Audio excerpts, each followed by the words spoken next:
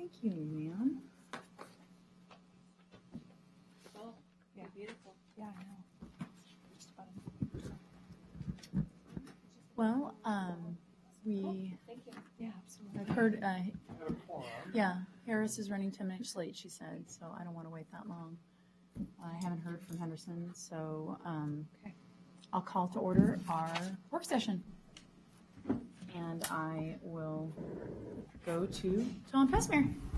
Well, thank you, Mayor and councilors. It is my pleasure to be here tonight to finally get this study out and to have Greg Matthews from Matrix Consultants here to present. I just kind of want to say a few things about the process of how we got here.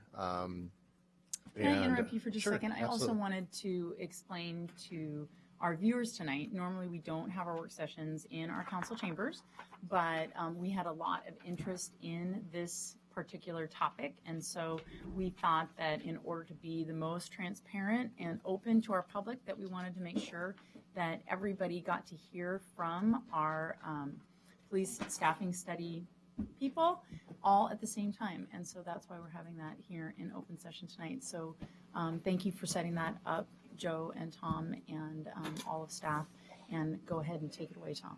Sure, yeah, and just to piggyback on that, this is a work session, and so this is really meant to be interactive, especially between you and Greg. So I know he'll encourage you to ask questions, but I do as well, as to make sure that this is somewhat informal. This isn't a regular council session. So just kind of going through the process quickly of how we got here.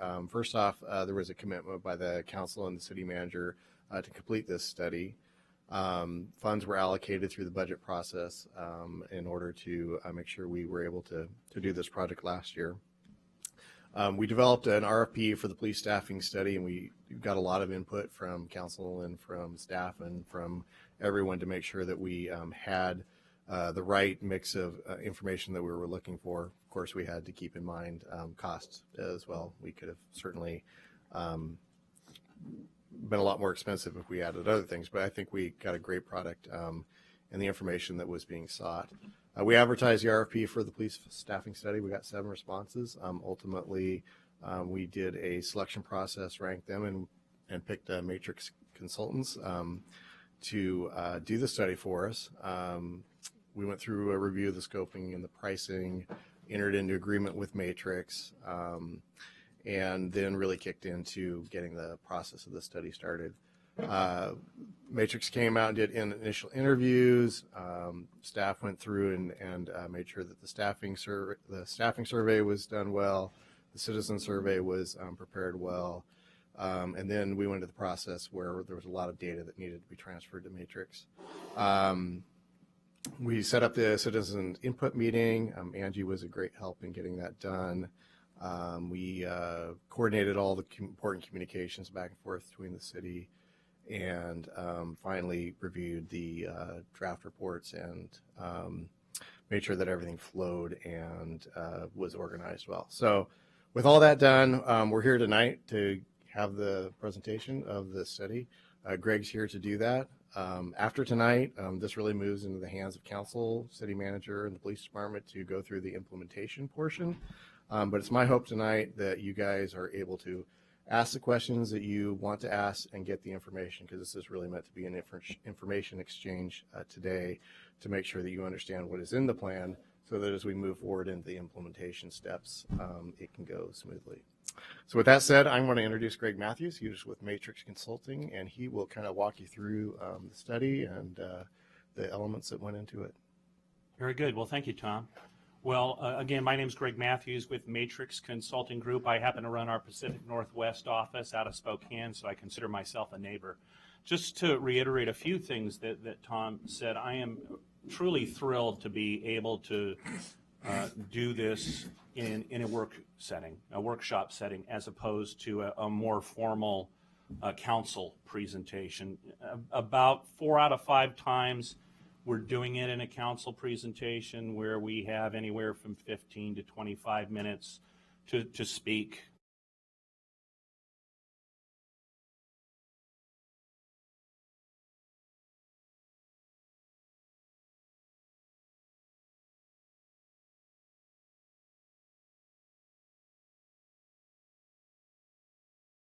to facilitate questions, feel free to ask them as you see each slide. At the end of the slide presentation, there's a question slide, so we can ask more questions during that period if you saw something in the report you want to talk about. And if you do ask a question during the slide presentation that I think is answered in a subsequent slide, I'll let you know that, and I'll be writing the questions down here. So thank you very much for giving us the opportunity to engage with you in this kind of forum. It's very much appreciated. So with that, let me go ahead and begin the slide presentation.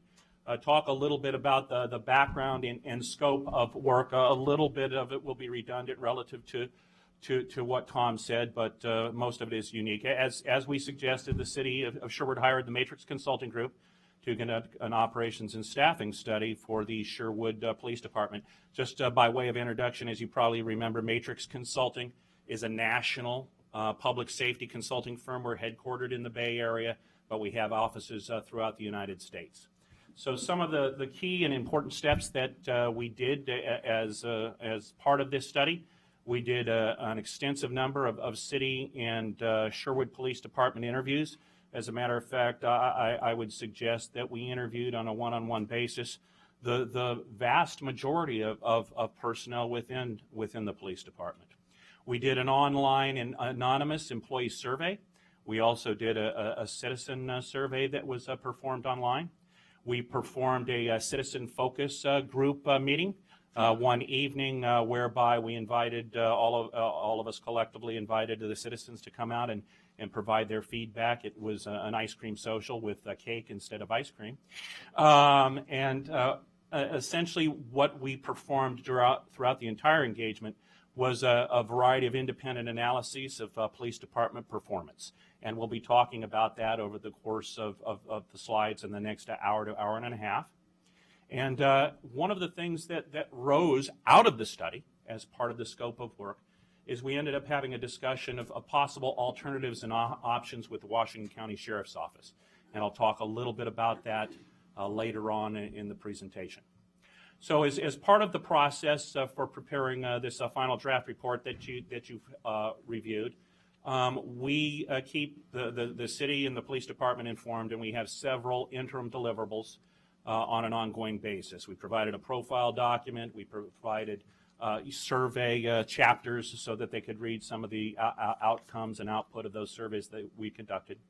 And then ultimately we prepared a draft report that was reviewed first by city management staff and then subsequently by the Sherwood Police Department executive team.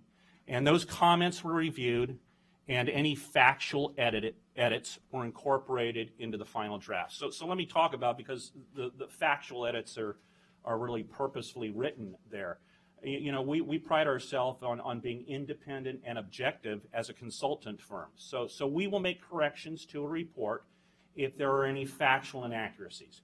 Give you one example. When the report was reviewed, we had a response rate for the employee surveys of 23 out of 27 people responded to the survey. And Jeff and his team came back and said, well, we don't have 27 staff. So how did you end up with 27 people? Well, we went back to the email list and we looked, and we see that we inadvertently put out a survey to one of the volunteers. And the volunteer didn't answer, but that's a factual inaccuracy that was edited in the final report. So those are the kinds of things that we edit. So with respect to this first slide, any questions on how we conducted the study or anything you'd like to ask with respect to this? Yeah, please. Could you give the council just a brief summary of your background? Yes, I'd be happy to do that. So I started my career in the mid-1980s after completing my master's degree at USC with the Pasadena Police Department in Southern California. I was a non-sworn supervisor operating a crime analysis unit, and I enjoyed the work so much that I decided to go sworn. So I did sworn work for about 7 years. I did patrol services. I did vice narcotics, and we had a helicopter, and ultimately I did air support. So I was an observer in a helicopter. And right after the Rodney King event, which most of you probably remember, I was involved tertiarily in that because Pasadena was near to Los Angeles, so we were running 3 deep in a patrol car. And my first wife said, we have 2 young kids and you have a master's degree and you need to get out. To which I did.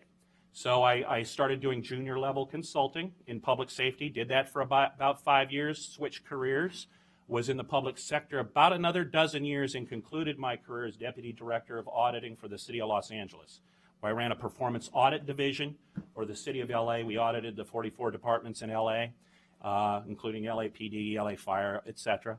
And then I joined Matrix Consulting Group in 2005 and have been doing this ever since. So public safety is my passion. I'm glad to be back in it in this role instead of carrying a gun and what have you. So that's a little bit about my background. I have a couple questions for you. On your citizen survey that you said that you did so that was an online survey? That's The correct. citizen It was an survey. online survey. So how many respondents did you get? I think 300. It's on the next slide. If I remember, it's 383. Okay. It's either 383 or 384. Okay, and then, and did they, on that citizen survey, did they have to identify themselves? They did not. It was an anonymous survey. Okay. There were some identifying characteristics. For example, we asked the individuals if they were residents or business owners or both. So that data is within the report, and that we did ask those kind of characteristics. Did you have contact with the police department over the last 2 years? Those kinds of things. But no names were requested. We didn't ask any economic characteristics or anything of that nature. And do you have any ability of filtering as far as so that you don't get more than one respondent making having more than one survey? That's a very good question, and the unfortunate answer is in this kind of survey, no. The technology is such that we could not filter it such that Greg Matthews couldn't go in there 20 times and respond with 20 different survey responses. Okay. We were able to do that at the police department, by example. So one officer couldn't respond 5 times, but with respect to the community survey, couldn't do that. Okay, and then on the citizen focus group that you had, Yes. the in-person one, Yes. how many people did you have? About 35 people. Okay.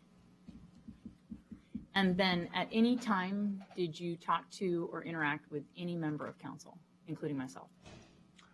During the survey During this- responses, yes, we interviewed council member Henderson as part of this in the beginning of the study as one of the representatives of council.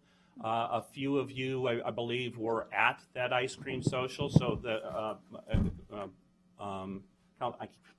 I need glasses. Unfortunately, is it Brucey? Browse. Council member Browse was there at the ice cream social event, so we interacted there. But that's really the extent of it. And did you take information from them or just? Interview notes were done with respect to Councilman Henderson when the interview was conducted. With regard to Councilmember Browse, it was just a conversation. Okay. But ultimately, the feedback provided by any council member, there's no evidence of that feedback in the report. Okay, so you didn't include the information that you obtained from Councilor Henderson or Councilor Browse in your report? There is no narrative, there is no reference, there is no piece of information within the report that was provided by the 2 council members. Okay, and Again- no other council member commented in any way? No, Okay. no other council member commented in any way. Okay, all right, thank you.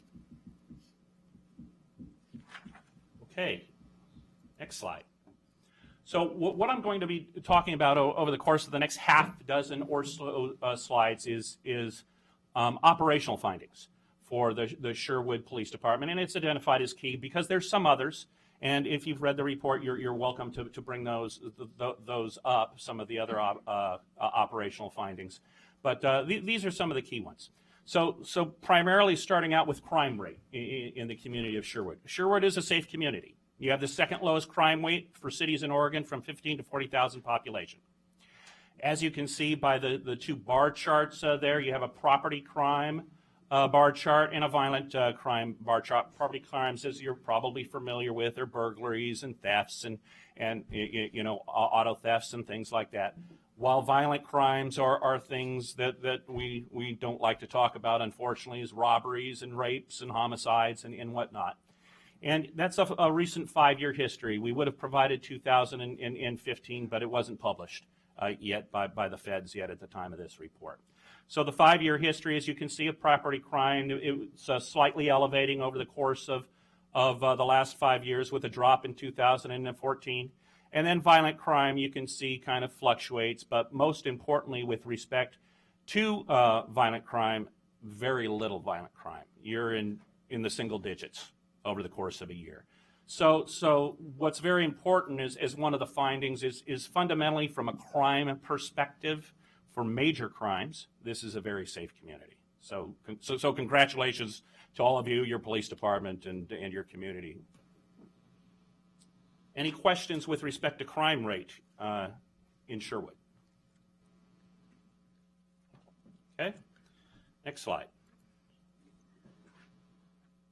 Another operational finding is, what is your calls for service workload?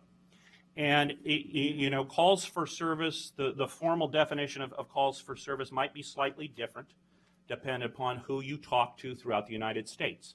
But we have a consistent definition that we typically use. A community-generated call for service is someone picking up the phone, calling dispatch, and a unit responding. Now, if it's a traffic accident and 9 people call, that's still one call for service, okay, because you're responding to a traffic accident irrespective of the number of the people that call in that incident. In certain instances, we'll slightly adjust what we consider a call for service as a consequence of the unique nature of an organization. So we may slightly refine our definition of calls for service, but as I just discussed, that's typically what a community-generated call for service is. So Sherwood Police Department, over a recent year, November of 14 to November of 15, had 4,700 community-generated calls for service with an average of 13 calls a day. And like any law enforcement agency, your calls fluctuate throughout the day. So the bar chart in front of you reflects that. And that pattern of call for service workload is very common. There is another pattern that happens in busier cities, Chicago, New York, where the busy time might shift slightly to the right in later evening as a consequence of parties and noise and things that go on in the later evening in these big cities. But this is a pretty common pattern. Beyond calls for service, police departments, law enforcement agencies do a variety of other things.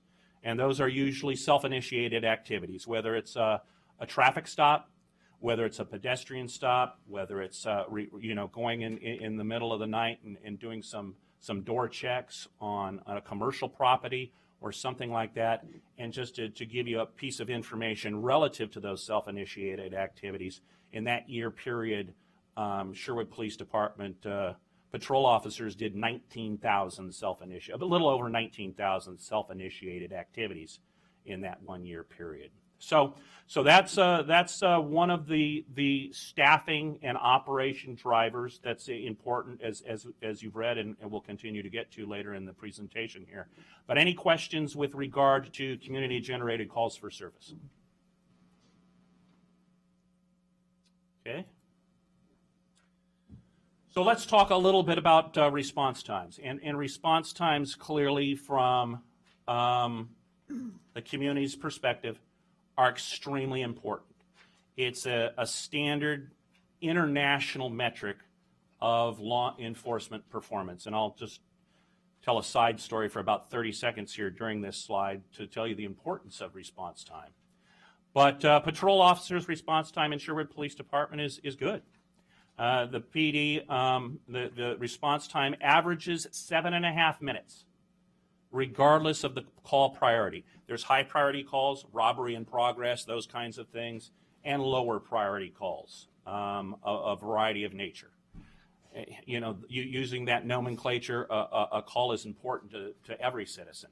But clearly, law enforcement agencies have to prioritize depending upon the problem nature of that call. So by example, priority 1, the highest priority, the response time is under 5 minutes 62% of the time. Priority 2, under 5 minutes 57% of the time. And then priority 3 through 5 calls, approximately 50% of the time the response time is under 5 minutes. So these response time characteristics indicate a very high level of service provided by the Sherwood Police Department, and that is a metric, as I said, that is universally used. Now, that little story, I live in an area of the county that is very rural. My response time, I actually called the Sheriff's Department last year. My wife, well, I wasn't there. I was on a trip, and my wife called. 45-minute response time. Sitting out in the dark with my big dog, thinking there was a prowler in the house, 45-minute response time. So that gives you some order of comparison as to your response time characteristics and the service levels that you receive and the kind of response time service level I received out in the rural county. So, any questions with respect to response time? Yes? So, what was the ranges of time for response between the priority 2 and the priority 3 to 5? In other words, what was the shortest amount of time for a response, and what was the longest amount of time for a response? That is a question that right now I can't answer. I can get back to you on that, but I don't have that at my fingertips. I just don't know what the longest or shortest was. So as to a call, let's say, for somebody who is alleging that a restraining order has been violated in Yes. a domestic relations case. Yes. What priority level would that be? Would that be a 2 or a 3? Boy, 3 through 5. again, I would have to reflect back to the data. I don't know, but Jeff may know. I would suspect that's probably a 2 or a 3, but I would have to go back to the database to look at all the call types and their respective priorities to give you a definitive answer. I can tell you it's not a priority 1, and I can tell you it's not a priority 5. But I suspect that it is a priority 2 or 3, and regardless of that particular priority, I think what is important to note is they're going to get there pretty quickly regardless of what priority it is. Well, I actually happen to know about Yes. a case Uh-huh. where it took the police in Sherwood an hour and a half to respond Get it? in that situation. In that situation. Well, then that would be one of the outliers that would drive up the average. That would be one of the, if it were a priority 2, that would clearly be one of the calls that was in the 43% of over 5 minutes. And that kind of call, if it occurred during this time frame we reviewed it, would have driven up that average of 7.5 minutes. Given, we reviewed the data, what I can remember, the example that you're providing is somewhat of an outlier. You're not going to have frequent call for service response in the 90-minute time range and have an average of 7.5 minutes, particularly given your community-generated call for service volume. We're only talking 4,700 calls here, so if you had a number of those kinds of outliers that took an hour and a half, you wouldn't have a 7.5-minute average response time. So, but what you're suggesting, that's going to happen, unfortunately, in any law enforcement agency. People could be sick, they can be on duplicate calls, somebody could have gone on a jail run that takes up to 2.5, 3 hours, and unfortunately, that's just the nature of the business. I'm very glad for your sake that you don't have the response time I did to a typical prowler call, because that deputy, and he came with a canine, by the way. That deputy literally told my wife, "You know what you need to do when you're living out here? You need to get a shotgun." And he showed my wife his shotgun in his patrol unit. This is what my wife carries at home. So that's because of the lack of response time in that rural community. So again, not to beat the dead horse, but that 90 minutes was an outlier for Sherwood Police Department. And I have a question for you. Yeah, Do you have please. like a scatter plot that shows where the outliers are, or a bell curve that shows where these response times are plotted, Not in the report. or how many outliers there will be? Not in the one hasn't been provided in the report, and we don't typically do that. That hasn't usually been requested by our client. Having said that, that's a rather interesting possible addition. This is a final draft. If that's something extremely important to you, we could include it.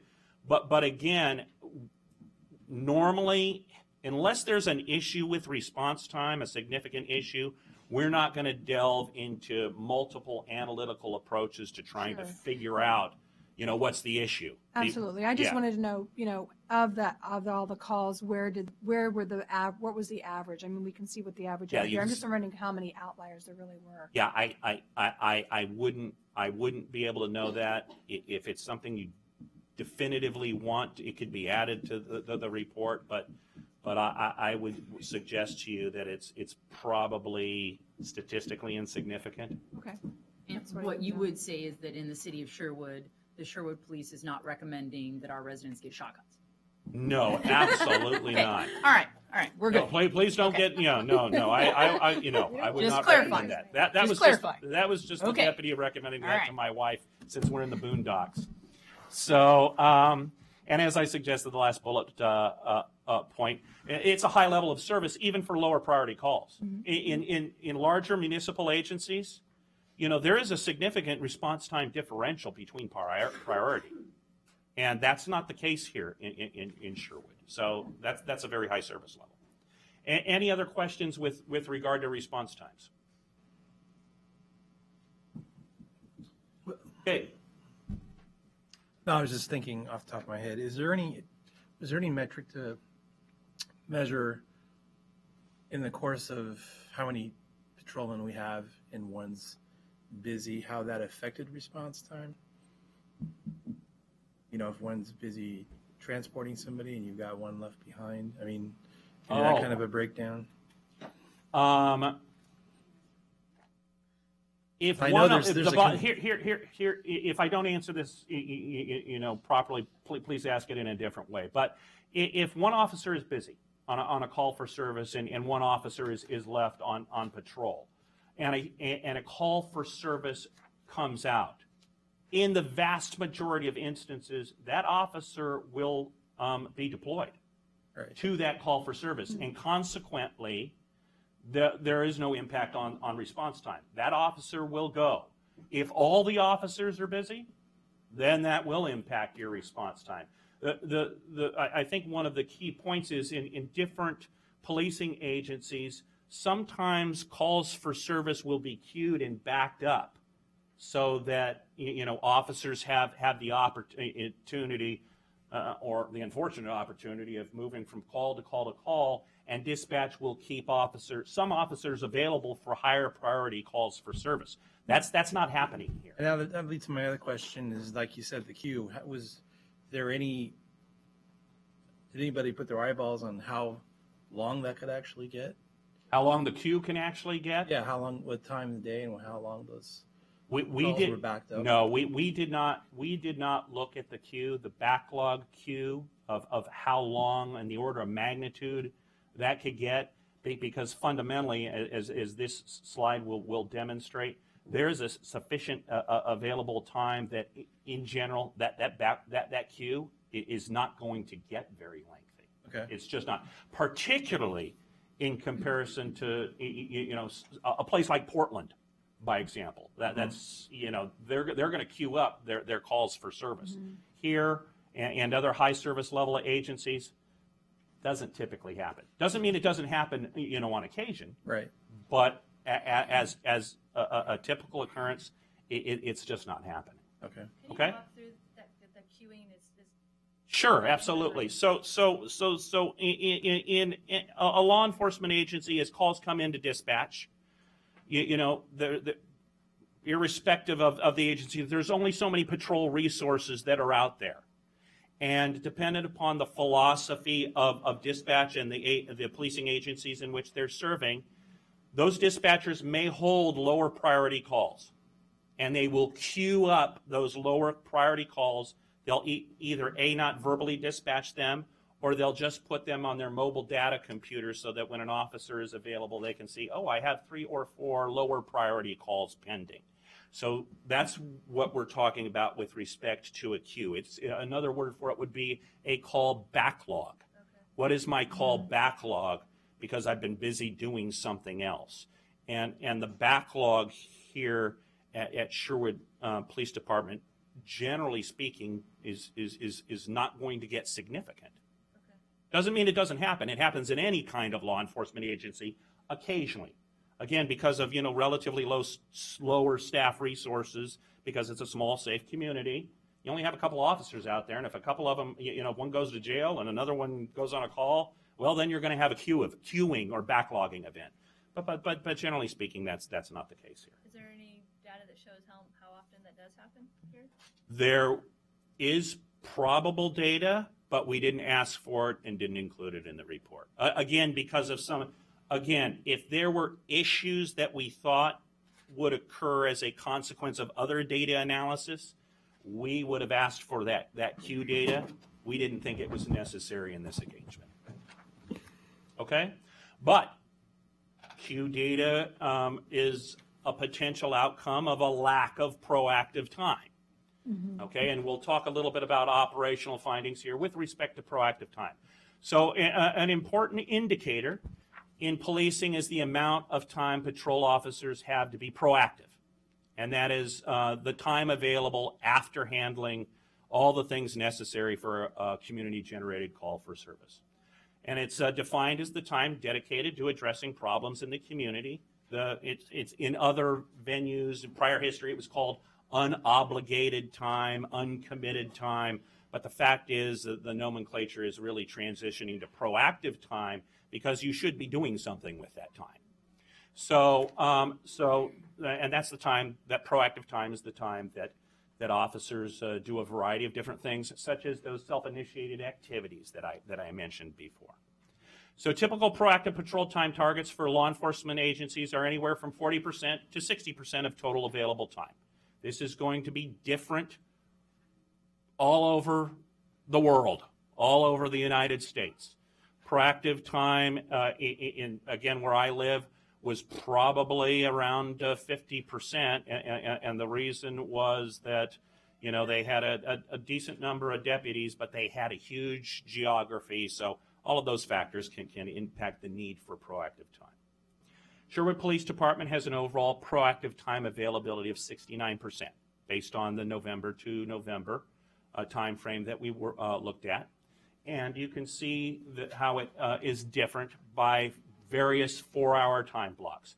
Ranges from 91% proactive time in the late morning hours, from 2 o'clock in the morning to 6 o'clock in the morning.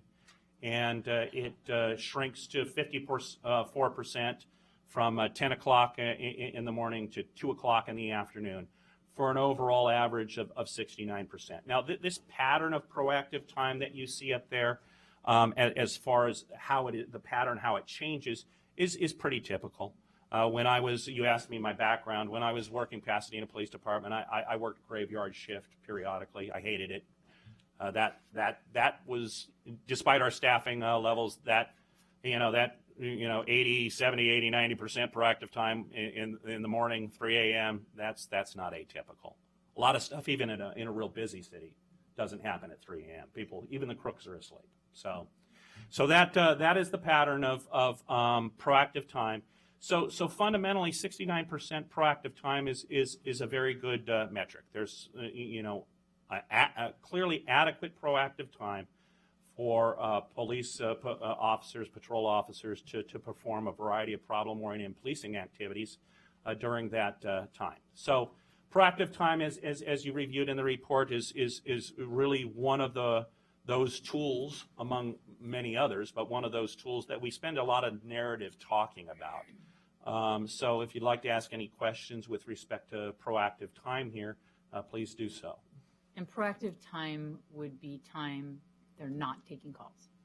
That is the time they're not taking calls. Correct. So So if Officer Matthews goes out on a call for service, and let's say I have an arrest, and I also have a report as a consequence of arrest, all of that time is dedicated to that particular call for service.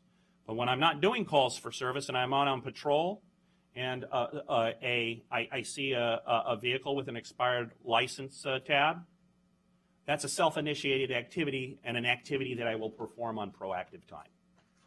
So your report is indicating that as a whole, our officers are not actively taking calls 69% of the time. They're doing proactive work. That definition would be accurate.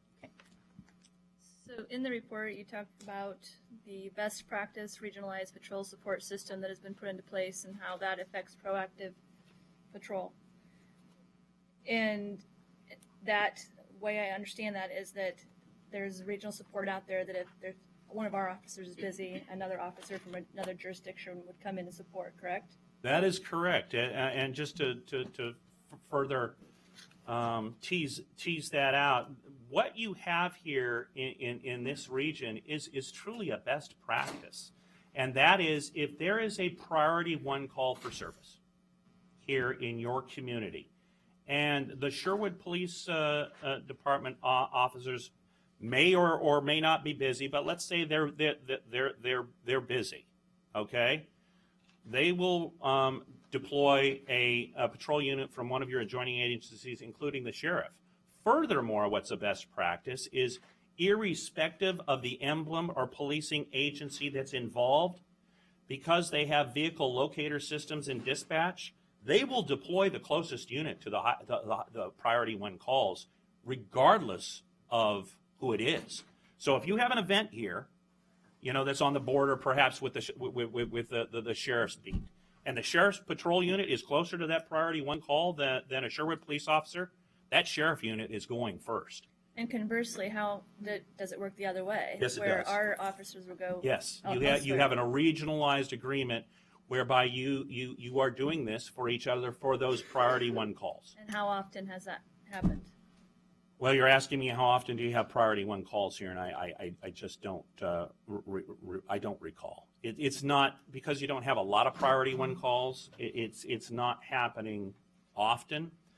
But another piece of data that I do have relative to interagency support is how often other agencies are backing up, Sherwood, and that in that 1 year period, it was over 1,200 times. I was going to say, I read 1,200, and now Yeah. the flip side of that, I don't have a number as far as how many we responded to. Yeah, jurisdictions.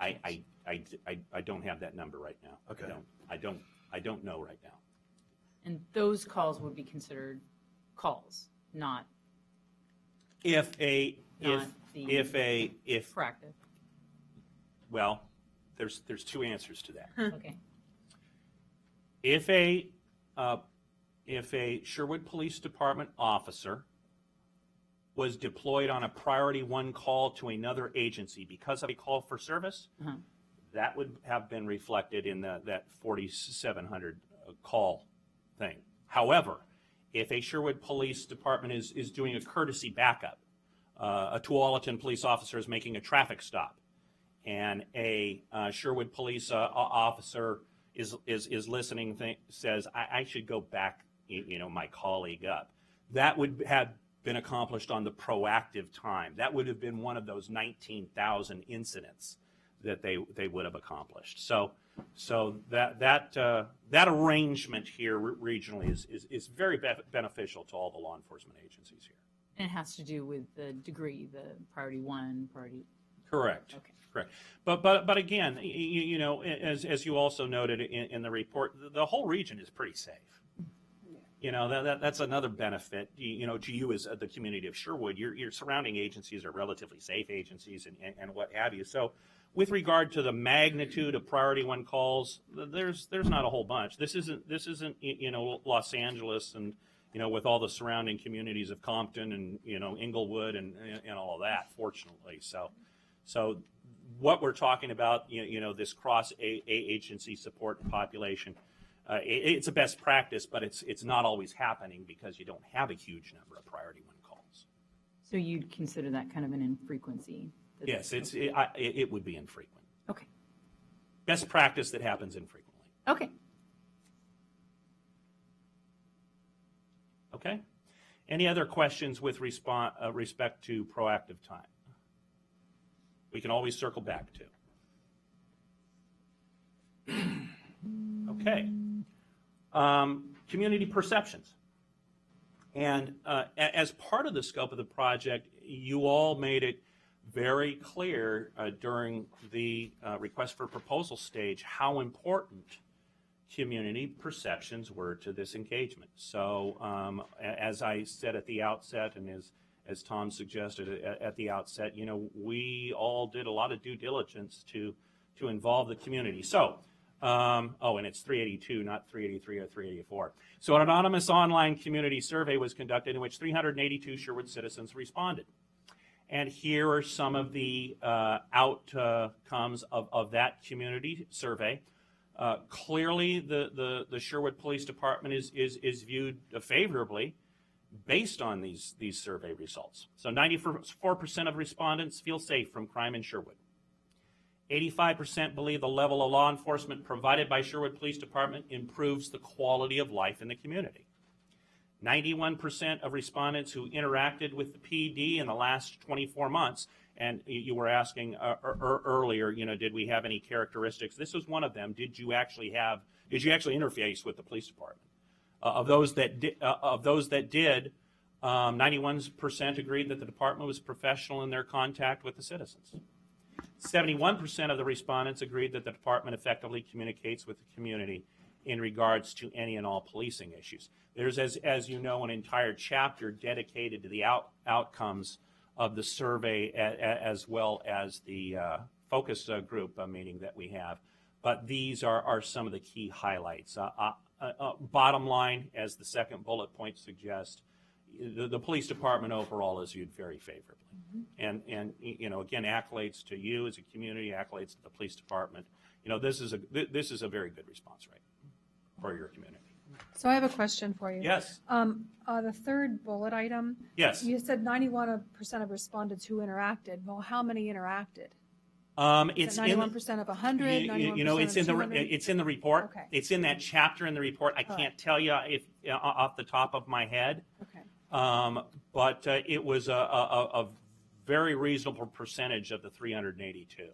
So, and I see people flipping to my left here, so we'll probably get that percentage for you here in a moment. But it was a decent number of those 382 actually responded.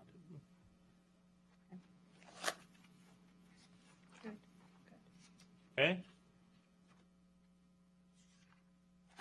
Any other questions regarding this particular slide? And again, you know, at the end of the slide presentation, I'll be more than happy as we have open up for questions. I can start researching through the report myself and get you some of these answers. But I wish I had all of this off the top of my head. But unfortunately, as I age, there's less on the top of my head than there used to be. So before you go on, Councilor Kuiper, we did find it was 285 said they had interacted with the police department in the last, actually it says the last year, not last 2 years. So yeah, it should say the last 2 years because Okay. the search. Okay, thank you. Yes. Okay, thank you. As the survey said asked for, did you interact the last 24 months? So that'll be an edit for the final report. Oh, and I just should mention since Joe did find that, since this is a final draft, if there's any, just as you asked about the scattergram, if there's something, you know, particularly important that you'd like to see, we can include it in the final report, and the final draft report that we're discussing now will be proofread. I've already seen a couple of missing prepositions and things like that, so that error that Joe just found would be corrected. All right.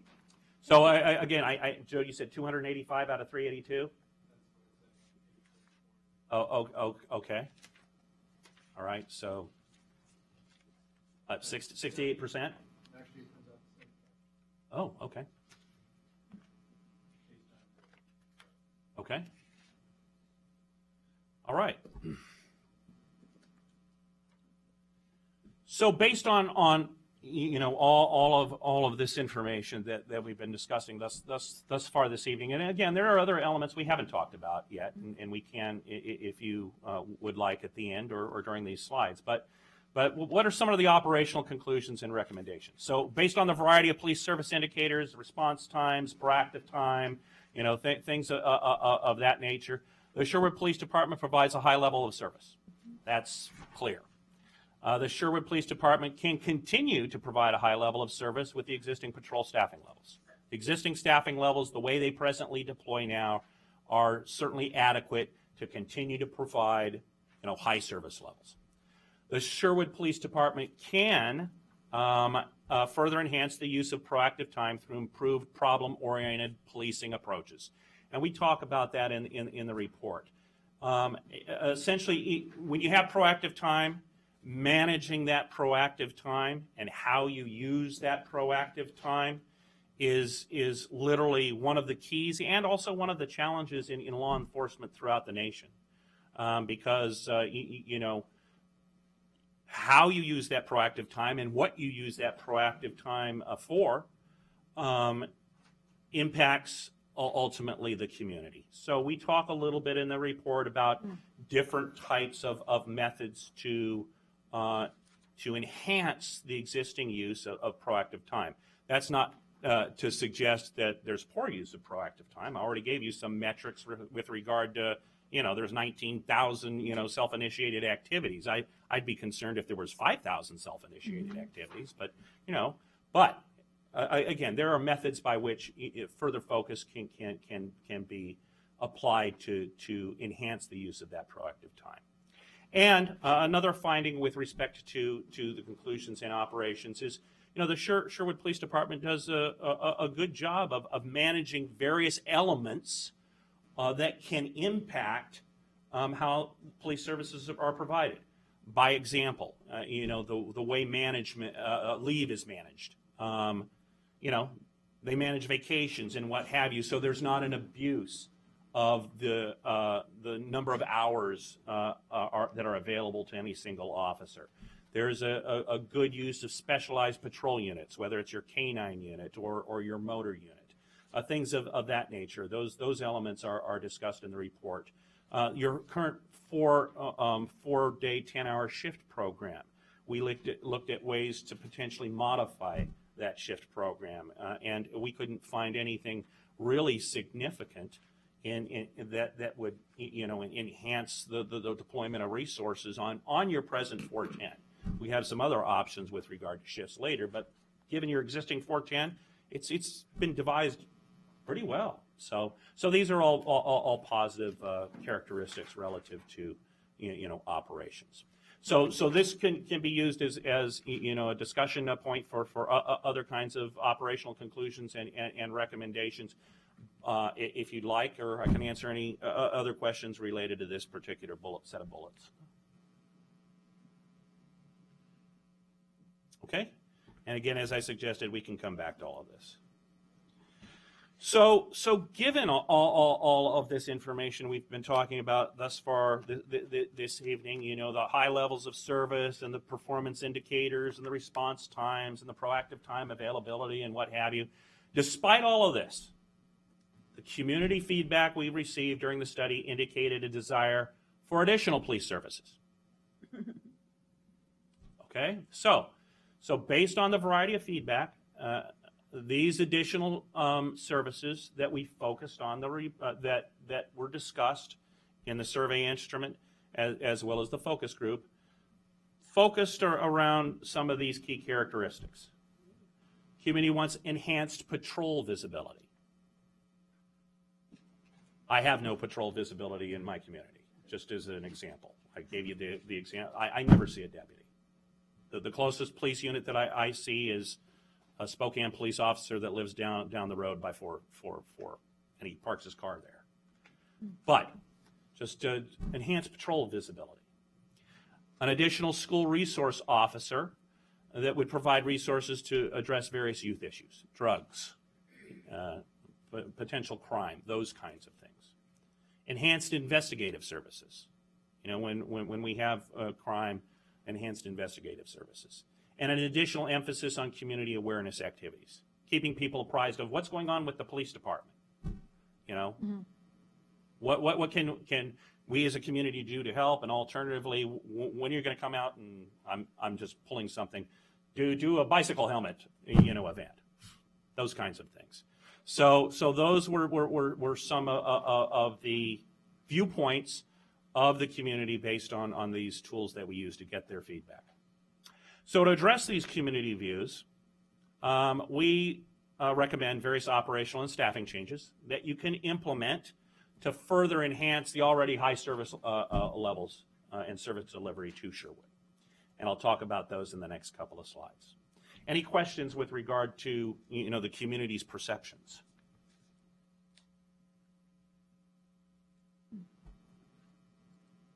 Okay, so here are some alternative service delivery approaches that we recommend that you could undertake to address those prior observations from your community.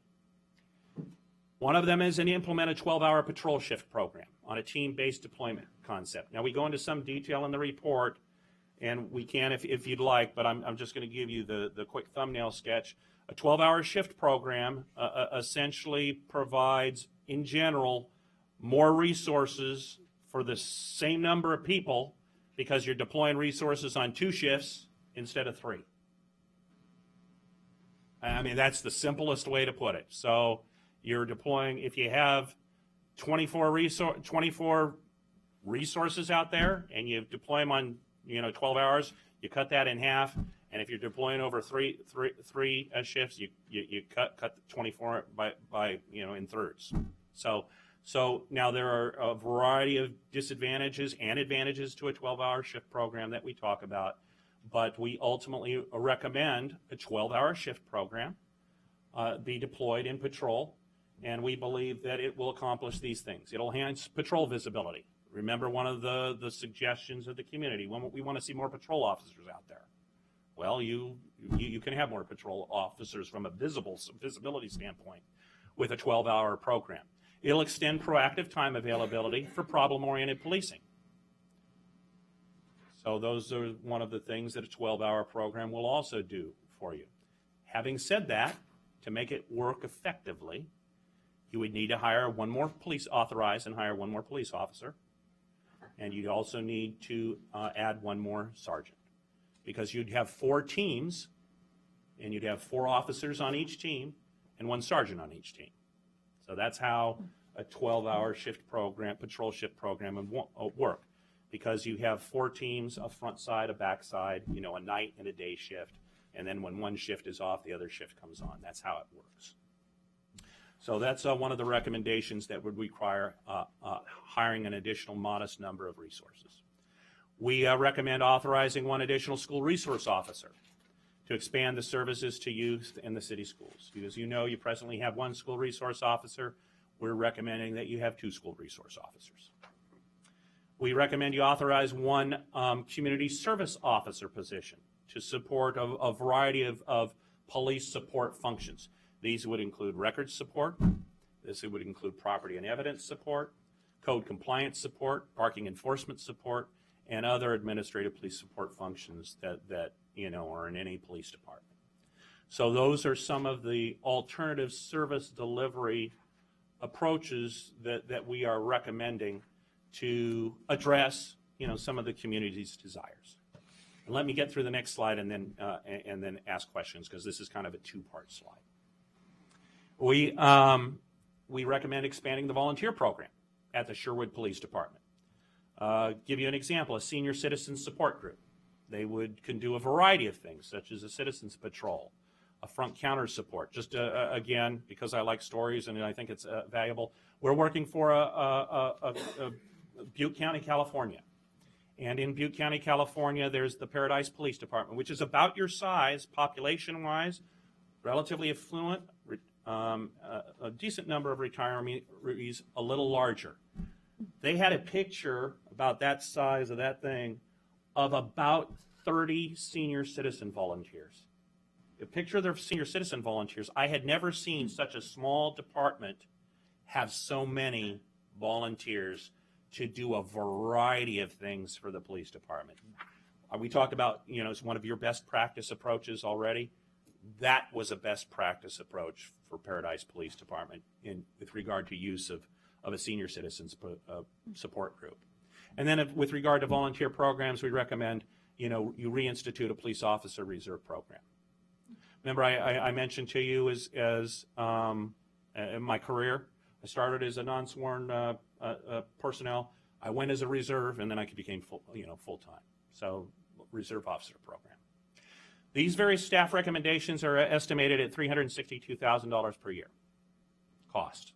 That's the midpoint cost for the variety of recommendations that we made. And then we provided you with another potential option to explore. And that is explore, and I mentioned this at the beginning as part of the due diligence we did of this study. Explore an interest in opportunities for the Washington County Sheriff's Office to provide patrol services support from 1 a.m. to 6 a.m. and transfer patrol staff that are currently deployed on their graveyard shift to other Sherwood Police Department assignments. That will generally offset the staffing recommendations that we've made for additional staff, because we'd be moving people out of graveyard and over into these other areas. So that's something that initially wasn't considered at the beginning of the study, but since every study is unique and different, it's one of the opportunities that arose as a consequence of the engagement to explore that as a potential opportunity. We actually contacted the Sheriff's Office, and they suggested they'd be willing to have a discussion surrounding it. They did indicate very specifically they would not approach you. That's not what they're in the business of doing, coming and trying to provide service unless they're asked. So that's one option that we suggest could be explored. Where did the idea generate from? Where did the idea generate from? Yeah, just curious. That was my idea. Okay. Yeah. As a matter of fact, this is the only time that we've come up with a recommendation of this kind. Again, every engagement is unique. This is not cookie cutter recommendations and what have you. This is the first time that we've made a recommendation where we suggest exploring a sheriff department come in and provide service for just 5 hours. Mm-hmm. Not a whole shift. No, I understand. Yeah, just 5 hours. There were just over 300 calls for service in the 1 year period of time from 1 a.m. to 6 a.m. No, I mean, I see the advantage of it. Yeah. Based on the workload through the whole day. Right. And then having our officers on the two main shifts. Yes. I mean, there are pros and cons, but looking at it from that angle, it allows the county and the city to coordinate things and become better acquainted with what's going on out here. I mean, there could be positives, but I'm just saying that's. And again, we recommend exploring it. All of that kind of option would clearly need to be teased out with regard to details, because a sheriff's office, can provide different kinds of service levels from that 1 a.m. to 6 a.m. And one of the service levels may be, well, we'll respond to those 300 calls or so that you have, and then we're driving away and going back to our beat. Or one of the service levels responses could be, well, we'll just deploy a deputy patrol unit, perhaps in one of your vehicles, from the 1 a.m. to 6 a.m. time frame. But all of those kinds of things would need to be negotiated and teased out and would impact costs, and that's it would all depend on the level of service we want. That's exactly correct. And what we want to pay for. What do you want to pay Including for? And what do you want response them to time, right? Pardon me? Including response time. That's correct, including response time. They would have to revise how they presently conduct business to do that. Mm-hmm. But if that's an option that you wish to explore, that would be explored in partnership with the sheriff's office. But the good news is that they're open to it. We've had various recommendations, not like this one specifically, but asking sheriff's offices, so how would you like to provide investigative services for X? The answer was no. So you have already a potential partnership in here that you can explore further if you have an interest. So is this an alternative to the 12-hour shift or in addition to? This would be an alternative to the 12-hour shifts and all of those things surrounding. Because what you would do, given you're only deploying 5 hours, is you can maintain your 410 shift programs. You'd have an hour overlap. You'd cover 20 hours of the day with the 410 shift programs, Right. as you already alluded to. And then they'd cover those 5 hours. Okay. So they'd So- be here and then they'd leave. Right. Okay, so I'd like to go back and look at that one slide that shows proactive time. Sure. It's 69%. Okay? And I'm glad you're doing this because the next slide is questions. Oh. So on this slide, it definitely shows a higher amount of proactive time availability in those sort of early morning hours. Correct. It's exclusive. Only 9% is actual calls. Yeah. Correct. So, but when you get down to during the day from 10 a.m. to 2, from 2 to 6, from 6 to 10, that really from 10 a.m. to 6 p.m., you're looking at, in the 50s range. Mm-hmm. And Yes. reevaluating how the lineup would be if you had some kind of enhanced service from Washington County. Those police officers could then maybe be more applied and increase the proactive time during these busier times. That's correct, because when you deploy more resources, your proactive time, assuming nothing else changes, will go up. So what would occur is those graveyard, it's graveyard night shift here, but we'll call it graveyard because that's people usually know that terminology. So the graveyard shift officers would and sergeant would relocate over to these time periods you're talking about during that 20-hour time frame, and as a consequence of that proactive time availability in those time frames would go up, give you an opportunity to do more problem-oriented policing and other types of activities, self-initiated activities, whether it be traffic enforcement, whether it be special assignments related to problem-oriented policing, those kinds of things. Okay, and I have one other question. Did you evaluate the detective work? I know we have one officer that all she does is detective work. We did. And what did you come up with on that? And again, I've only read the executive summary. Oh, that's more than fine. The detective recommendation is one of those recommendations that frankly the police department doesn't agree with, and and that's okay. And that is we believe that one detective is satisfactory, and there's a number of reasons that we say that. One is the existing workload or caseload of the existing detective is around 9. When we did the study, the snapshot was around 9 cases. And that kind of detective that specializes in person crimes, which is most of her workload, is anywhere from 8 to 12 cases nationally. An 8 to 12 caseload for a detective. Having said that, and also with the proactive time, again, different law enforcement agencies operate differently. With that level of proactive time, the patrol officers can continue to take on investigative caseloads. They already do this, but we recommend in the report that whole investigative approach be a little bit more formalized. Now, having said that, it's important to recognize that investigative services is one of those service level issues that a law enforcement agency that could be different throughout the United States. Some agencies are literally only going to investigate felonious crimes with solvability factors. That means I have a license plate, I have an excellent suspect description, I have a name, etc. And then they dispense with all the rest of them. They don't have the resources, they don't have the time, etc. So that's one investigative approach. Another investigative approach is somewhat similar to what Sherwood is already doing. Have patrol officers do some of the investigative workload, and then have investigations do other investigative workload. That balance is different throughout the nation. By example, in the East Coast, patrol officers in many law enforcement agencies, they just take the call. They'll do some very preliminary investigations, and then they'll send out 1 or 2 investigators, like we see on TV, to do the rest. Alternately, there are police departments where the vast majority of investigations occurs at the patrol level. Working with Roseville PD in California right now. They basically have their patrol officers work almost all cases, with few exception, for up to a week. And if they can't solve it in a week, they bounce it to investigations.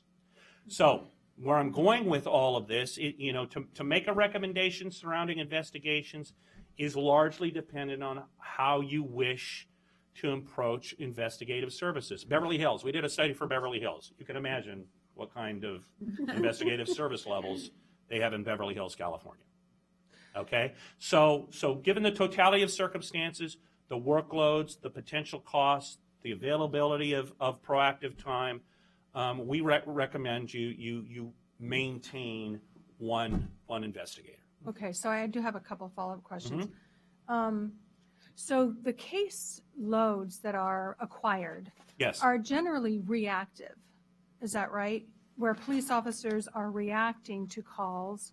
I mean, how many of the caseloads that this investigative officer or detective has are based on proactive things that are done identified during proactive time versus reactive? Right, that's a very good question. You are correct. The investigative caseload of the detective is largely reactive case. They will be following up on a felonious forgery. That's a person crime, probably a bad example. They will be following up on various person crimes, whether it be a robbery or a kidnapping. You don't have those often, but that is the reactive work. Mm-hmm. There is proactive work, investigative work that you're alluding to, that is often done by a vice narcotics unit. They go out and create their own cases through drug interdiction or suppression or those kinds of things. That would be proactive investigative type work. That's not accomplished by your detective here. Okay, so it's my understanding though that we do have programs that use spider plots where they're going out and they're searching the internets for people that are using pornographic materials. They're online. There's a lot of things going on in Mm-hmm. our community that most people are not even aware of. Right, And correct. right now, and I was talking to a police officer yesterday, there are certain cases that reach the level of being evaluated by the FBI, and then there are certain cases that fall below that. Right. And there's a gap. There's a gap in identifying cases where people are using online services, doing pornography, child pornography, a lot of other things that aren't being captured, is my understanding, by the level of service or what the one detective can provide right now. And so that is a concern for me personally. That is there and it's not being addressed. I would say that observation is correct. She just doesn't have the time to dedicate to those kinds of criminal events that, as we're well aware, occur throughout the nation. You know, there's all kinds of white-collar computerized crime too occurring, you know, that you could put resources into if you wish. But as I suggested at the outset, the level of investigative effort that you wish to put in to your law enforcement agency is often driven by policy and desire. And what I can suggest to you, however, having said all that, given the totality of information we have, we're still recommending that you have one detective. Does that mean it's the right answer for you? No. It doesn't mean it's the right answer for you, because you're bringing up absolutely valid observations. But do you want to pay for that additional detective for the output and outcome that they would that would result from that? So you know, if there was one right answer to everything, we'd be out of business. and there's not. But that is our recommendation is that, and I absolutely understand why Jeff and his staff and probably a lot of the patrol officers would disagree with that. But again, we're independent and objective, and I'm sticking by my guns on that one. And your recommendation is based on your objective findings, Yes, absolutely. not on a subjective feeling. That's correct. It's based on the data we looked at, our experience, the totality of circumstances. Does that mean it's right for you as a community? It depends on what service level you want and what you want to pay for. So it's quantitative, not necessarily qualitative. Correct? Well, there are in investigative services, there are both qualitative and quantitative elements. Okay. I gave you one of the quantitative elements. Her caseload was about 9 cases. If it was 40 cases, that would have been an easy answer. Sure. I would have said, oh, well, guess what? Now you need 3 more detectives. But it's not. Okay?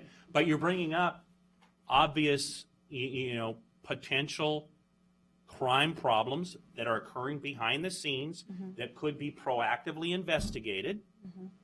That's going to require additional resources if you wish to do that. And so your statement that she probably doesn't have enough time is in regards to the proactive investigation. She doesn't have enough time, given her reactive caseload, to do a significant amount of proactive work. She just doesn't. So how much of the detective's time is dedicated to proactive activities? Of the detective's time dedicated proactive time activities? Well, because they don't have a method by which that information can be easily captured, and frankly, most detective organizations don't have a method by which that is easily captured.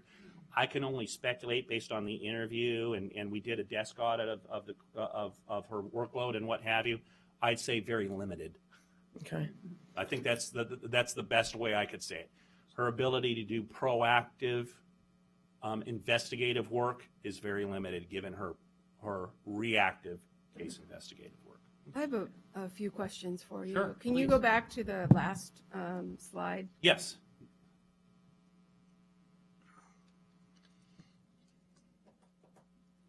This one here? Oh, the last two.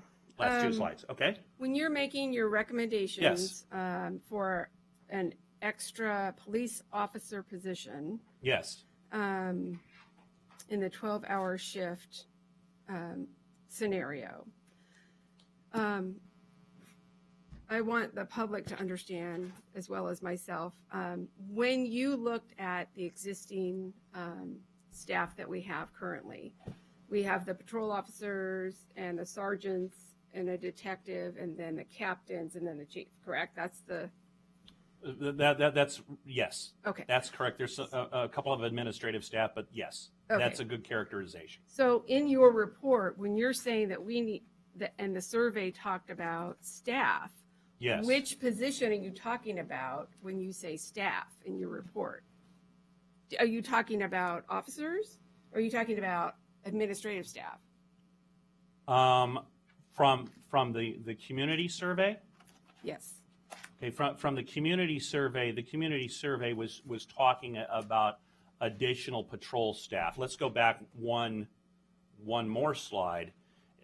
The second bullet there, these are some of the things that the community wanted. Enhanced patrol visibility. That's officers. That's patrol staff. Additional school resource officer. That's an officer position. That's sworn staff. Enhanced in investigative services. We've had that discussion. Additional emphasis on community awareness activities. So those are some of the things that they desire. And so consequently, the following slide, we recommended, okay, well, to make this work, to increase visibility, to do some problem-oriented policing, maybe do some of those additional proactive investigative efforts, going to a park and doing some drug and suppression and enforcement. They already do that, but perhaps on a broader scale. We're recommending these positions. We're recommending the sworn school resource officer, and we're recommending a non-sworn.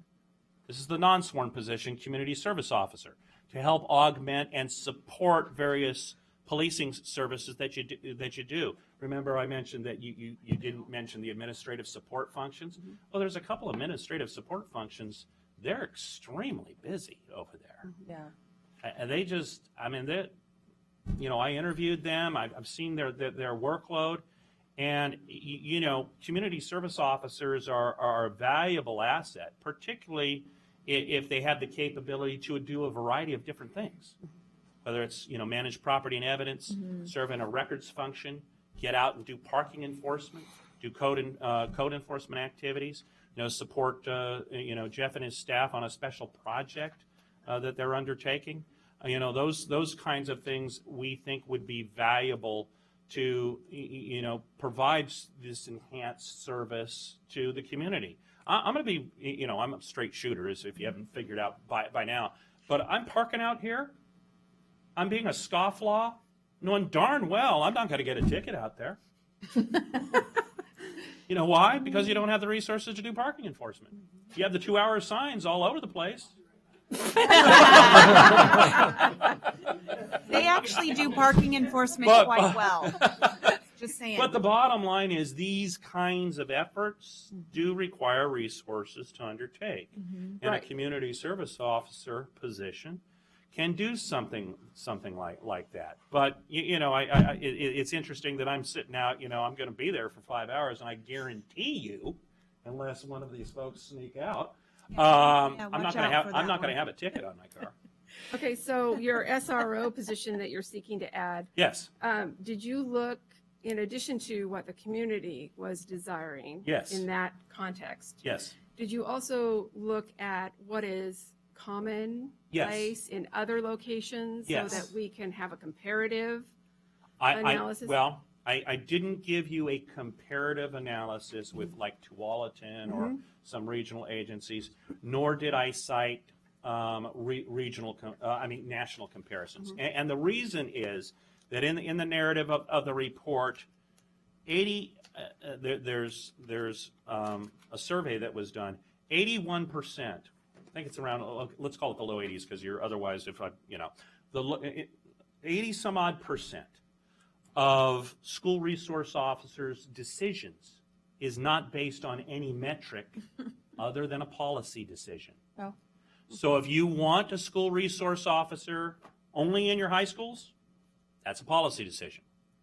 If you want a school resource officer in your high schools and also to be in the middle schools and the elementary schools, that's a policy decision.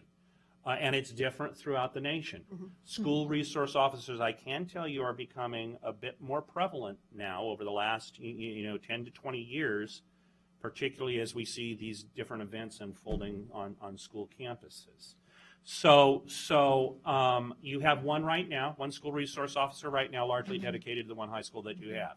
But that leaves 7 some odd public, 6 other public schools and 2 private schools that Don't have anybody. don't have many school resource officer assets available to them, except when this one SRO can get out and do a special, project for them, or a classroom training, or et cetera. So given the magnitude of the number of schools you have, given the request of the community, it would not be impractical for us to recommend another school resource officer, because it's becoming more common throughout the United States.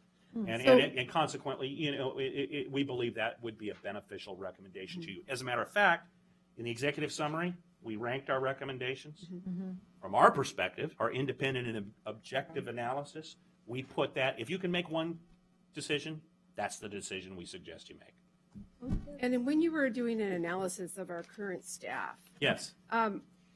My understanding right now is that we have yet to fill a budgeted position as an officer lateral transfer, and that is currently being advertised.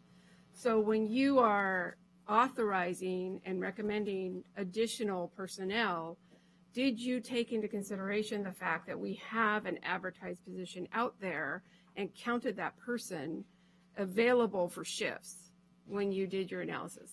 that is counted as filled. So when we're suggesting additional authorized positions, that would be above and beyond any vacancies you presently have. Okay, Yeah. So yes. okay. And It then was counted. the last but most onerous, Okay. I suppose, is last year, I don't remember the numbers, Jeff, but I thought we were somewhere in the range of $80,000-$90,000 in overtime for police Okay. services. And part of that, I understand, was unavoidable for private events like our Robin Hood Festival. We have to have our Right. police staff that and et cetera, like those types of things. But is there a way with your recommendations that you foresee that what I think is a large amount of overtime costs, Okay. do you see those costs going down with a 12-hour shift and additional positions kind of tweak the way that you've recommended Yeah, it? I would only be speculating, but let me give you a couple of pieces of information that may or may not answer the question, because I can only speculate. Will it go down by adding one officer on a 12-hour shift program? I don't really know. I do recall from the analysis you had a little over 2,000 overtime hours. I can give you some benchmarks.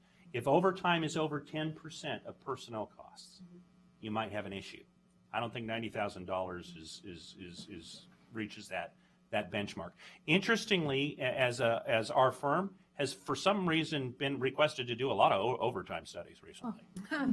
A lot of law enforcement agencies now seem to be very interested in this issue you're bringing up to better control overtime. But 2,000 hours, approximately 2,000 hours overtime, $90,000 of overtime expenses doesn't seem exorbitant to me, and I would suggest with one additional staff, you're probably not going to see a lot of changes to overtime.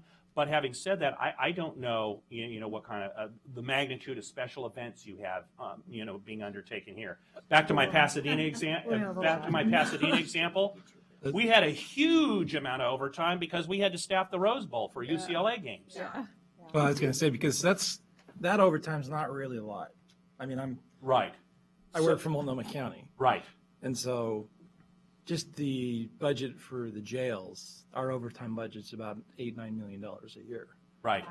Okay, because somebody has to be there. Just like a patrol officer, that body has to be there, whether it's someone on vacation, someone's on sick leave, someone's doing training, or you got people involved in an incident where you have to have people come in and work overtime behind them. I mean, those are things that are completely uncontrollable. So. Right. So I think one of maybe this will put your mind somewhat at ease, Councilmember Robinson, and that is this: we did look briefly at overtime, and because we didn't, based on the couple of metrics we saw, we didn't think it was an issue, and we tossed it to focus on other things. Okay, so unfortunately, in this kind of environment, public safety, overtime's an issue. You're just going to spend it because people get sick, you have vacancies, and in this day and age when vacancies are becoming harder and harder to fill in public safety because people are flushing out somewhere in the process, that just helps drive overtime because you have vacancies you got to cover. So, And what about, were you given information about the total city budget versus the police budget? I have it, but please don't ask me to repeat it for you right now. I So, won't ask you, but did it seem out of the ordinary for our size? of the city? percentage-wise, no. Yeah. No, public safety, law enforcement, fire, those kinds of public safety is generally, the largest slice in any municipality. Public works, dependent upon the magnitude of public works that you have, is oftentimes the second slice. Yeah. So I have a couple of clarifying Yeah, please. questions. Because we've had some great discussions, so thank you for Oh, well, thank you for having a discussion. answering all of our It's much better than questions. me sitting up here and just talking while you're nodding, so No, I appreciate think it. it's been very helpful to, really be able to flesh out, some of the intricacies of the publication. But I want to make sure that as people are kind of absorbing all of this information, that they're really understanding what your study is saying. because I think that there are two things that are going on. So what you have concluded in your study is that, and correct me if this is incorrect, is that the current staffing levels that we have in our police department are appropriate for providing the high level of service that we are currently having in our community. Is that correct? That is a fair characterization. Okay, and so these additional ideas coming from your citizen survey of 382 people out of our 19,000 population are extras. Are Extras. They're suggestions that if you want they are suggestions? the Yes, Rolls because Royce as opposed to the Cadillac that you already have, then this is what you're going to need to consider. I'm not sure I would have characterized Cadillac versus Rolls Royce. We've couched it Having that way. said that, yes, the additional resources that we are recommending are above and beyond. As we've already discussed, some are policy decisions. Right. The school resource officer. If you had no school resource officer, I would have recommended you have one resource officer at least. At least. Having a second is a benefit, as we articulate in the report. If you can't afford it, and we actually make it the highest priority of the positions that we recommended hiring. If you can't afford it, then don't have an additional school resource officer. With regard to the additional staff positions that we recommended, that's to facilitate, more problem-oriented policing, more visibility as requested by the community. So your point is very well taken. Yes, you have a good police department that's appropriately staffed to provide high service levels. Having said that, the community wants more, and that's okay because they want more school resource officer resources. That's okay. They want higher visibility. That's okay. These aren't necessarily inappropriate requests, but in the broader context, you have a good police department that provides a high level of service now, and you should be thrilled that you're in this kind of position to make these kinds of decisions. Well, and that's great news to hear, and I appreciate that. Can you go back to the second to the last, I think it was? Yes. And I'm thrilled to hear that This we one? do have a high level of service. Yes. Okay. No. Next one. Next previous? This one? No. The last one. The last. Before questions. Right there. Okay. Yes. So my question on this, because these were your alternatives for consideration, slide 2. Under that, so you made lots of recommendations that Yes. if you want the extra service that you thought it would be $360,000, and then you talked about explore the interest and opportunities for the Washington County Sheriff's Department to provide patrol services from 1 to 6, and that was one of your. So is that recommendation a recommendation from you for additional services, or is that a recommendation that you feel that is something that we should do in order to provide the best service in the city of Sherwood? I think with respect to that last bullet, it's a recommendation that we believe you should absolutely explore, because what it will do is it will, if it were to pan out and tease out from a cost perspective, from a service level perspective, it will free up an additional contingent of officers that you can deploy in these other places that we've discussed throughout the evening to provide these additional services that the community is requesting. And instead of hiring new people, you just redeploy some what you got. So I think that recommendation, and because it wasn't part of the scope of work to tease it all out, negotiate for you and all that. But having said all of that, I think that recommendation has the possibility of giving you as a community the greatest flexibility to do a variety of things. Without increasing the cost. Well, you would increase costs because you would increase costs in this way. you're going to have to pay the sheriff's office Right. for that service. Right. Sure. So you would pay those additional costs. Yeah, it'll be less than So Yes. that's something certainly that But we wouldn't be paying an officer in the city of Sherwood for that. well, So it would be. you would move whoever's the officers and sergeant that occupy that time frame now, Yeah, they You just move. you would relocate them to these other shifts that we've been talking about. Got it. So in other words, the one officer that's on graveyard right now, I'm no longer a graveyard shift officer. I get to go be the second school resource officer. Right. Yep. Okay. So Okay. those are the kinds of options that you may have if this were to tease out. Councilor Harrison. I have a quick question, and you may not know off the top of your head, but for those 300 calls that we get a year, Yes, so less than one a day, from 1 to 6. yes, that's right. a.m. Is there a time of year where they're more prevalent, like during the holidays? Do we see more of them during that time, or and this maybe this will go summer. to the chief? I don't know. In In general, did you see more? I could answer that question if I looked at the information. I don't have it at the top of my head. Do you know? Doesn't matter. Okay. The other interesting Page thing you 49, haven't discussed 48, yet is 48, the 48, feedback 49. you got from the officers in the police department as far as that information.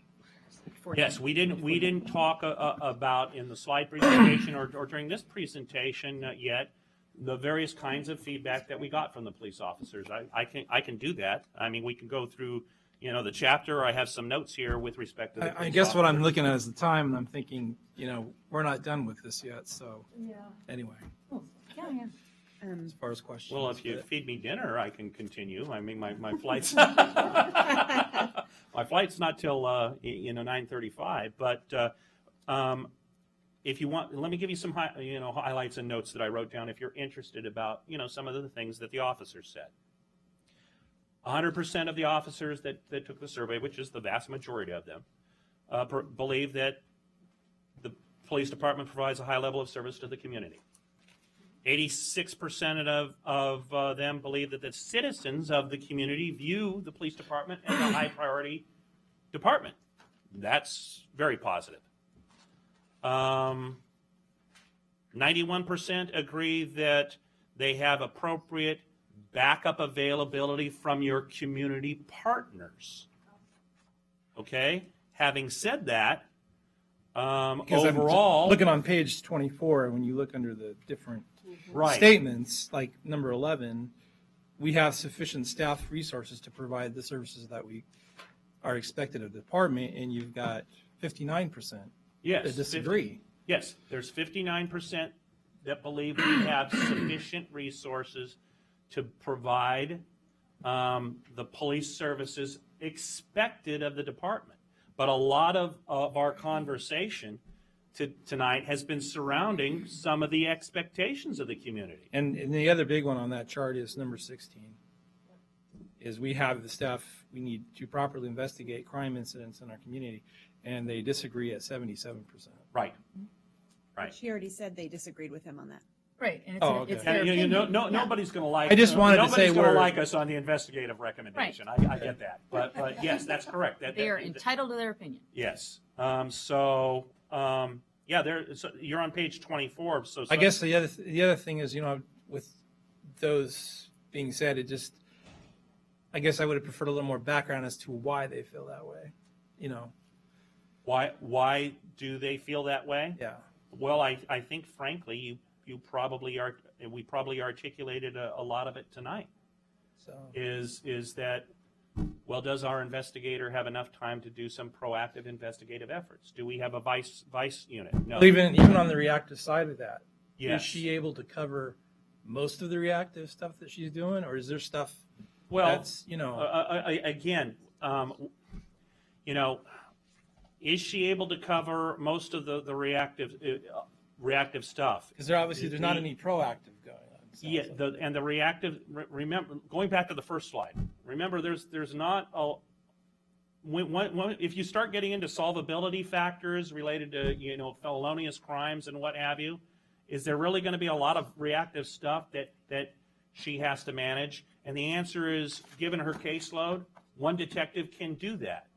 Could you investigate more crimes, more misdemeanor crimes, more proactive crimes, if you wish? And that, I guess that's the key, is what level of investigative effort do you want to provide as a community? And based on her workload right now, at what point would it be where you would say, or you would recommend, we need another one? If she, give you one metric by example, if she had a caseload of 20 active cases, I would have said, you know what, you probably need another investigator. All right? But she didn't. I'm just looking for the Yeah, threshold. right. She had 9. Okay. She had 5 active with 4 pending further information for follow-up. Now, again, one thing to recognize, that's a snapshot in time. No, I don't know what she has right now. I don't know what she had last year, but at the time of this study, that's what she had. Now, if that were double that amount, I probably would have said, you know what, you probably need another investigator. Is part of that because officers are doing their own investigations? Yes, and that's, again, that's another very good point, is you know, your patrol officers, the philosophy of your policing agency, and I think personally, and Matrix's philosophy is that's a good philosophy, is having patrol officers participate in the investigative process. Patrol officers are doing some of the investigations. You know, we suggest that continue. We suggest that process be a little more formalized with regard to case tracking, particularly in patrol, because right now she's using a spreadsheet. I'm not saying you go out and buy a lot of software. That's not what I'm suggesting.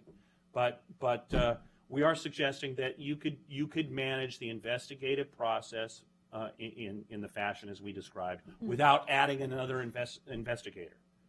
My last point here on 14. When you say 14, you're on page 24. Oh, okay. The department has staff we need to perform safely and effectively during field incidents. Yes. You know what's interesting about that question, it's a slight tweak of a prior question which just talked about safety. And 55% believed that there was sufficient resources for officer safety purposes. And in this instance, it's safely and effectively. Well, there's an observation, well, are we being really effective with the number of resources that we should have? And again, because I think the police department here, the staff recognize that the community wants service. So consequently, I think some of these answers reflect that, well, safely and effectively, well, we're not able to add another school resource officer, and we're not able to go out to the parks, you know, on a regular basis and perform, you know, 3 weeks of vice and narcotics enforcement. And so I think this is a reflection of your police officers wanting to meet the needs of the community that was articulated in these surveys and the ice cream social. So we need to kind of finish up our questions for Matrix so that we have a break between now and our council meeting. And we'll have lots and lots of opportunity, because this is just sort of our first kind of talk about this, and we'll have lots of chances to talk about that. But not making points, but were there any other questions for our consultant? I have one more. Have you ever done a study where the public as well as the police department said we're perfectly happy with all of our service levels and everything is, as she put it, I wouldn't choose her car type, but Tesla-like? Tesla-like? All right. That would be my car of choice. Have I ever done a study where the police department and the community said everything is perfect? Yes. No. Okay. So everybody always wants more. And there's not everybody, but 90% want more.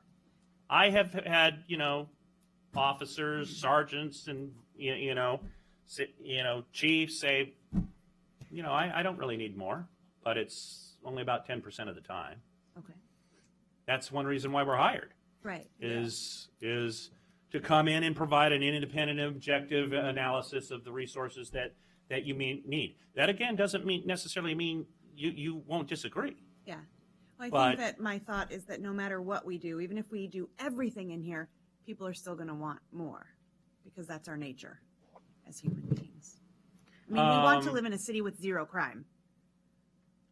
Really. Right, and I have not yet come across that, but I haven't been to the Arctic yet. So. Well, and I suspect that's where the less than positive feedback comes from, is because as a human being with children and family around, we want to live in a community with zero crime, and we're trying to figure out how to get there.